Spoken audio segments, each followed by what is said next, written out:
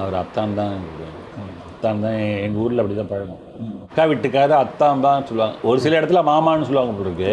மாமானா வந்து உங்களுக்கு கூட பிறந்த அம்மாவுடைய கூட பிறந்தவங்க தான் மாமான்னு சொல்லுவாங்க. அக்காவுடைய வீட்டுக்காரெல்லாம் எங்கள் ஏரியாலலாம் அத்தான் தான் சொல்லுவாங்க. நான்லாம் அத்தான் தான் சொல்லுவாங்க. அதுக்கப்புறம் எங்கள் சார்பதி கல்யாணம் ஆனதா இவர் பெரியத்தான் சின்னத்தான் அடிப்போம். அப்படி தான் சொல்லுவாங்க எங்கள் ஊரில். அத்தான் தான் நாங்கள்லாம் சொல்கிறது. இப்போவும் அப்படி தான் சொல்லுவோம், அத்தான் தான் சொல்லுவோம். இப்போ வந்து தலைவர்னு ஆகிடுவார் எல்லாருமே. அவர் எப்படி அவங்க அப்பாவை தலைவர்னு சொல்கிறாரோ அதே மாதிரி இப்போ நமக்கு வந்து அவர் அத்தான்னு சொல்ல முடியாது, ஏற்றுக்க. அது இப்போ தமிழகமே அவர் அப்பான்னு சொல்லணும்னு அவர் சொல்கிறார் இல்லையா. எல்லா மக்களையும் அவர் அரவணைக்கிறாரு போது அவர் அப்பா ஸ்தானத்தில் தமிழக மக்களுக்கு இருக்கார்.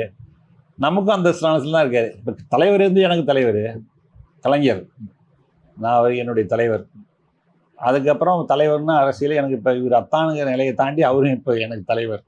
திராவிட இயக்கம்னா அந்த திராவிட இயக்கத்தை கட்டி காக்கிறதுக்கு இன்றைக்கி தமிழ்நாட்டில் அவரை விட்டு ஆள் இல்லை. அதனால் அவர் தலைவர். ஆனால் உதயநிதி நான் தலைவர்னு சொல்ல முடியாது. நான் வளர்த்த தம்பி அவர் பின்னாடி தலைவராக வருவார். நல்லா இருக்கணும்னு அந்த நிலையில் நான் பார்க்க முடியும்.